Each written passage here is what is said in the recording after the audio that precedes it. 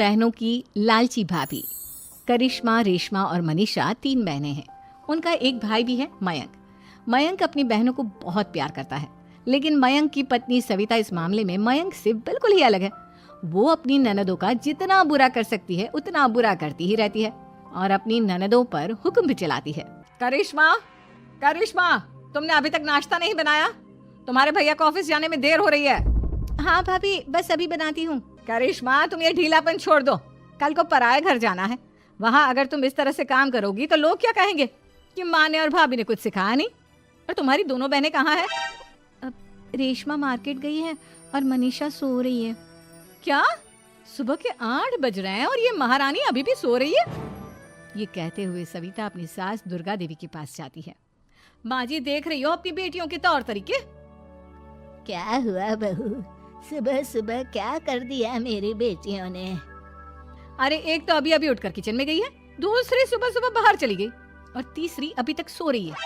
क्या करूं मैं इन तीनों का, मैं तो परेशान हो गई हूँ। जा जाकर उठा उससे और रेशमा से मैं बात करती हूँ। सविता सीधा मनीषा के कमरे में जाती है और उससे कहती है, महारानी जल्दी उठो, सूरज सर पर आ गया है। भाभी थोड़ी देर और सोने दो ना, मैं रात को लेट सोई थी। वो क्या ना, यूनिट टेस्ट चल रहे हैं। शराफत से उठती है या नहीं, या फिर पानी की भरी बाल्टी डालूं तेरे ऊपर? नहीं नहीं भाभी, मुझे बिस्तर में नहीं नहाना, उठती हूँ मैं। मनीषा जल्दी से उठकर बाथरूम में चली जाती है।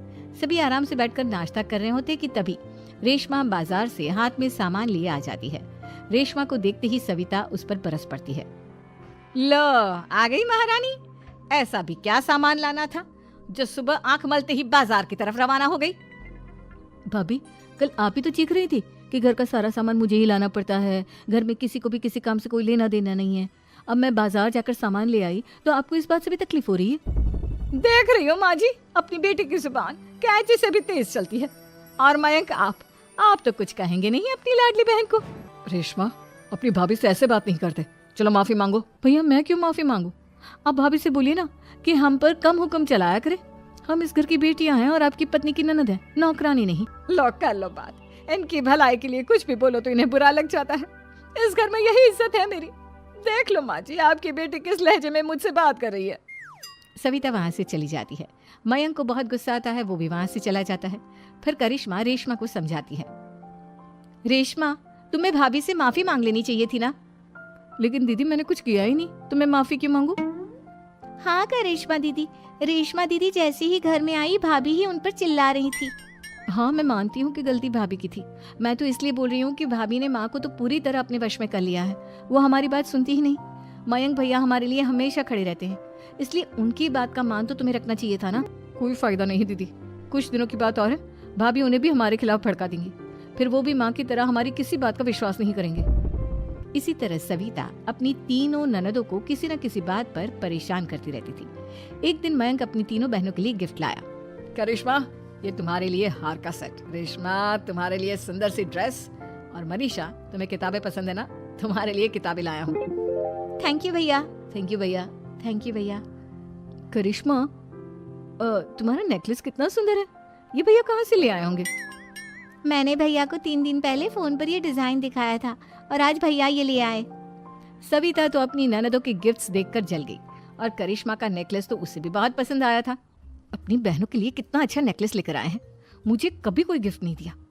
मैं आज ही ये हार चुरा लूंगी। रात में सविता करिश्मा का हार चुरा लेती है और इसी तरह उसे अपनी ननदों की जो भी चीज अच्छी लगती वो उसे मांगती नहीं, बल्कि रात के अंधेरे में चुरा लेती। इसी तरह दिन बीतते गए और सविता ने मयंक के दिल में भी उसकी बहनों के लिए नफरत पैदा कर दी।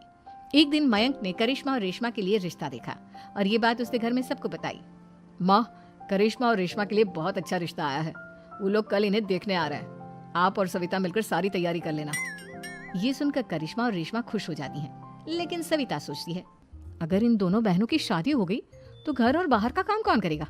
मनीषा तो 1 नंबर की कामचोर है, उससे तो किसी बात की उम्मीद लगाना ही बेकार है। मुझे इस शादी को रोकना होगा। अगले दिन सभी लड़के वालों के स्वागत की तैयारी करने में लगे होते हैं। तभी मयंक अपनी बहनों से आकर कहता है, तैयार हो गई तुम दोनों? देखो, दोनों लड़के बहुत अच्छे हैं, मैं कोई कसर नहीं छोड़ना चाहता, इसलिए तुम उनके सामने अच्छे से बिहेव करना और अपनी भाभी से लड़ने मत लग जाना। करिश्मा, तुम वो नेकलेस पहन लो ना जो मैं तुम्हारे लिए लाया था।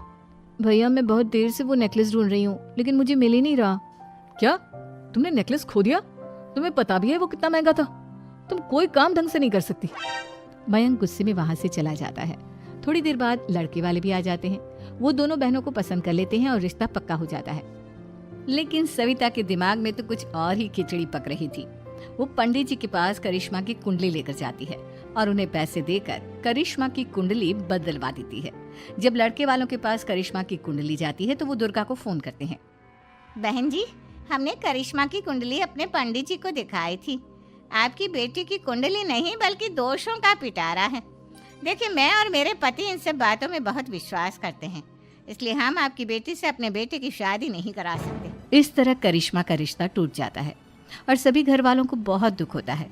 अब कविता सोचती है, चलो करिश्मा का तो रिश्ता टूट गया, अब रेशमा का भी रिश्ता तोड़ना है। क्या करूं? अब सविता आवाज बदलकर किसी अननोन नंबर से रेशमा के होने वाले ससुराल में फोन करती है। हेलो, मैं कौन हूँ कौन नहीं ये आपके लिए जानना जरूरी नहीं। बस इतना सुन लो कि रेशमा का 2 साल से किसी के साथ अफेयर चल रहा है। बस रेशमा का रिश्ता तोड़वाने के लिए सविता का इतना कहना काफी था। अब रेशमा का भी रिश्ता टूट गया। मयंक और दुर्गा देवी ने रेशमा को खूब खरी खोटी सुनाई और उससे बार बार उस लड़के के बारे में पूछने लगी। आप दोनों मुझे क्यों परेशान कर रहे हो? अरे कोई लड़का होगा मेरी लाइफ में तो मैं बताऊंगी ना। जब कोई है ही नहीं तो कहाँ से लाऊं मैं कोई लड़का? तो तेरे होने वाले ससुराल वालों को फोन किसने किया था? माँ मैं नहीं जानती किसने फोन किया था, मैं सच कह रही हूँ। मैं तो पहले ही कह रही थी इसकी लगाम खींच कर रखो, लेकिन मेरी सुनता ही कौन है। आप चुप रहिए भाभी, ये सब आपका ही किया धरा है। अब तीनों बहनों को विश्वास हो जाता है कि ये सब उनकी भाभी ही कर रही है। तीनों बहनें अपनी भाभी को सबक सिखाने के लिए एक वकील कर लेती है और घर में हिस्सा मांगना। देखो भैया, माँ बाप की जायदाद में जितना बेटों का हक होता है उतना ही बेटियों का, इसलिए इस घर के 4 हिस्से होंगे और हमें अपना हिस्सा चाहिए। मैंने तुम्हारे लिए क्या क्या नहीं किया और तुम इस घर में हिस्सा मांग रही हो?